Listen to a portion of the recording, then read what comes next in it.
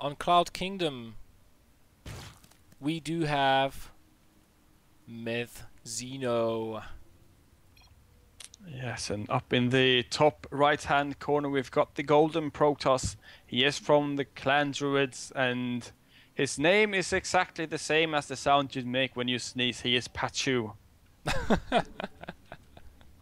That is a good comparison, never seen that one. Oh, seems like in-base forges and/or gateways have become way more popular recently.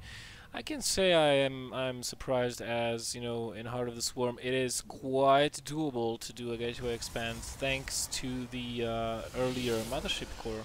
You can hold almost any kind of a rush. Yeah, it's really nice. Might be doing so. That's nice, and people kind of, you know, in the twilight of Wings of Liberty, people are kind of rediscovering the beauty of gateway expanding, which I really like. Yeah, I do believe that Patjuh is going to do a gateway expand. No, the second I say it, Caster Curse. Caster Curse! But he makes you look like a fool. Yeah, I have seen him do quite a lot of gateway expands. I believe it is Patjuh, at least. It is one of the Druids players. But this time, he's going to go for the Forge instead. Yeah. So, of course, wants to just mess with me. I think that he is on the stream without any delay at all. Just so that he can hear when I say Forge. When I say gateway, it's like, oh, Forge! Yeah. He would have to hack Twitch servers in order to do that. Yeah, I don't care how he does it. He made it. That's the only way that he'll be able to make me look like a fool. Right? Yeah, but he'll make me look like a fool that way. And of course that is absolutely worth hacking Twitch. But yeah, other than that, he's just walking around with his probe, trying to deny the hatchery from coming up. It's not going to be able to be denied for too long. He needs to be careful so he's not going to... That's a really nice block there. He needs to be careful so he doesn't lose that probe, because if you lose the probe, it's not... I mean, it's still worth it. It's just not as good anymore. Well, he did a very, very good job denying everything there. Now the cannon is going down for Patjuh. Of course, he does confirm that the natural did go up. First Zerglings on the way. 4 Zerglings have been made actually in the start of this, and well, the cannon will be done very, very, very well by the time those Zerglings arrive, and they are being delayed even. And oh, look at this Patjuh, so good on the scouting, even delaying the third base for a little bit, and just chooses to sacrifice the probe, not actually using it to confirm that the third has gone up, but delaying it for as long as possible, as well as delaying those lings from vaulting and running past that cannon. Yeah, I mean, Patjuh has to be one of the most annoying Protosses to play against if you're a Zerg. Now the thing with this cannon is that he can try to do, well, not anymore since that pylon is there, but before he could have just ran by. 2 Zerglings would die, but 2 would make it in, and that would be really, really annoying for Patjuh, as well as give Xeno a lot of scouting information. Yeah, but I just love watching these players, especially the Zergs when it comes to the injecting. They are so on the ball with it. I mean, it is very, very impressive. I like to see when players have that really nice micro. Of course, the Protoss as well, just spending all of his corner boost the way it should be spent on probes, not drones, on probes. Yep. Because, I mean, the greedier the player, the greater he is. Because I am the greediest and I am the best. Alright. Okay. I might try to take the moral high ground here, but I'm not going to do that. No, you really need to like yourself. So, as well as a Stargate. This makes me even happier. Phoenix, my current favorite unit in the game. They are so good. The more you use them, the better they become. Yeah, Phoenixes allow you a lot of freedom, a lot of free scouting basically, because you can come in and get out anytime you want to without basically building anything or expending energy for hallucination, or being really afraid that your observer will get picked off just the moment you're not looking. But what I want to know right now is if these Zerglings will actually try to go past or just check up on the wall, because the Stargate currently is in such a position that it's unscoutable by the Zerg, and, well, I have to say that I'm really surprised that Xeno does not have any Overlords, except this one, in position for scouting. Just the top He, one, and that one will not scout the Stargate. I believe he had one because he did, and he sent one in because he did get supply blocked for the Oh, shortest amount of time. But no, he shouldn't have sent one in either because he has absolutely no scouting information whatsoever. see, told you. Now he's now he's sending one in. So I wonder why he got supply blocked. Perhaps he overdroned a little bit and he messed up something on the time. But we do see a Void Ray coming out, followed by Phoenix. So this Void Ray could be used. I feel like it should even be used to just secure a third base for Patjuh at this point. Because it's not really going to be able to do any damage when it comes to just straight up attacking. This isn't Heart of the Swarm where Void Rays are yet again overpowered as hell. What he can do with this is he can use it to deny the fourth base from coming up, and you know, while the Void Ray is in position to deny the fourth base, he can use the Phoenixes, which he is producing right now, to do their normal thing. You know, pick up queens, kill them, pick up a few drones, maybe. Sure, there will be spore crawlers, but there's only one per base, as far as we can see. So yeah, if he comes from the sides, he can start lifting up the drones that are actually mining the gas. And oh, he could get that queen. Well, decides not to. There we go with him lifting it off. And the Void Ray is going to come on in slow as it is.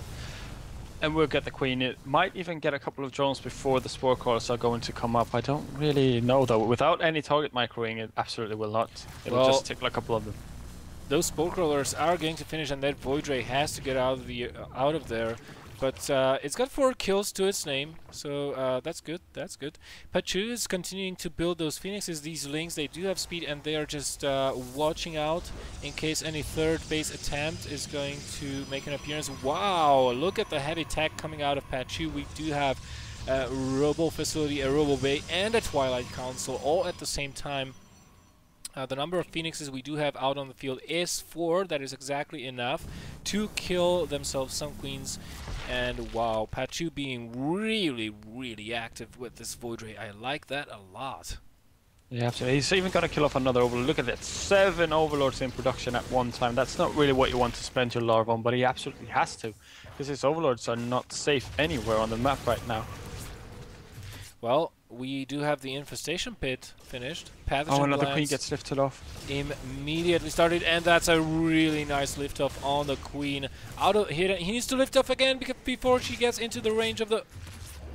Oh, there we go, killing the queen. Attaboy, and he can even get 2 free overlords. Bad rally for Xeno makes it so that he can keep on killing these overlords and keep on causing all sorts of problems for Xeno. I mean, he's slowing down his army growth considerably, but right now, did he scout the infestation pit?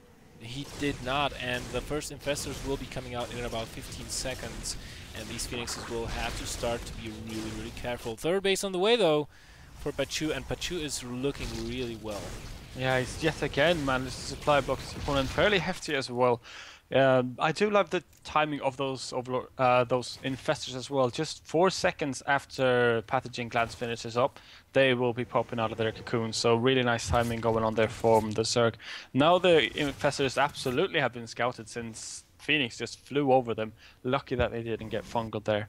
A little bit of roach pressure happened meantime at the third base of Patjuh, but that's been sorted out as Patjuh is lagging a little bit. 4th and 5th bases coming down for Xeno, so he will not try to do any kind of 3-base bust. He incurred a lot of damage to be able to afford that, but we do have the Greater Spire and the Spire and the Hive in the play right now. So he is definitely trying to go a late game here. Now Patjuh, compared to the game we casted previously, is in a much, much better position here to go late game with the Zerg. He's just doing the little bit of a wall off here. There we go, closing the gap. He is on 3 bases. He has a decent number of Colossi.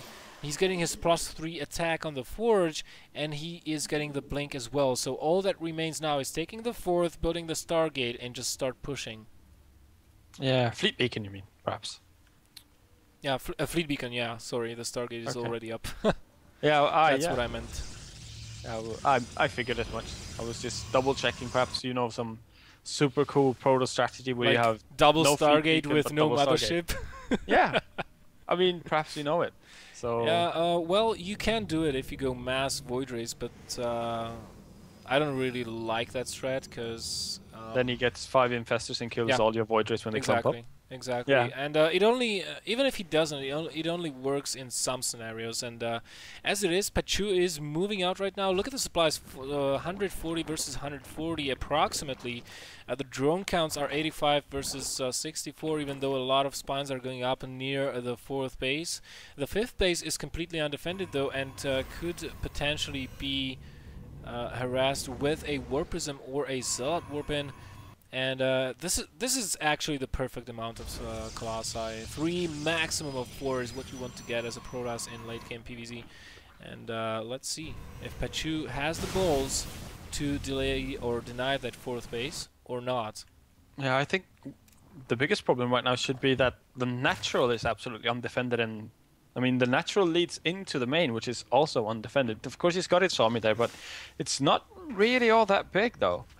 But however, fighting into all these spines would be somewhat of a mistake for the Protoss, I feel, especially if Fungus to come out really nice, lifting up with the Phoenix there though, denying those infestors from coming in until the roaches have been dealt with. Whoa, very nice force fields there, and I have to say that you know, there's only one Phoenix remaining actually. All those others have been taken care of, but those spine crawlers, man, they were really in the worst position possible because the Protoss army could just safely engage the 4th base without actually getting in range while force fielding the ramp, preventing the army from coming down. And right now the 3rd is under attack as well. The army for Xeno is really small. First 5 Broodlords are morphing in, but it will not be in time, and Patjuh has just overwhelming amounts of forces. Goodbye Broodlords, not even getting a shot off.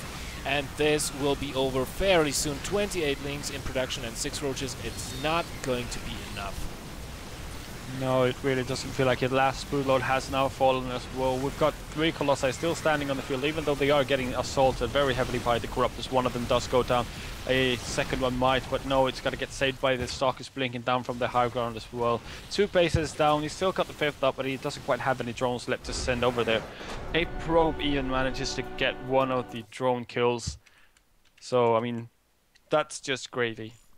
GG, well played, I have to say. I mean, that was the timing that the previous game we casted, the Protoss was looking for, but did not quite manage to hit it.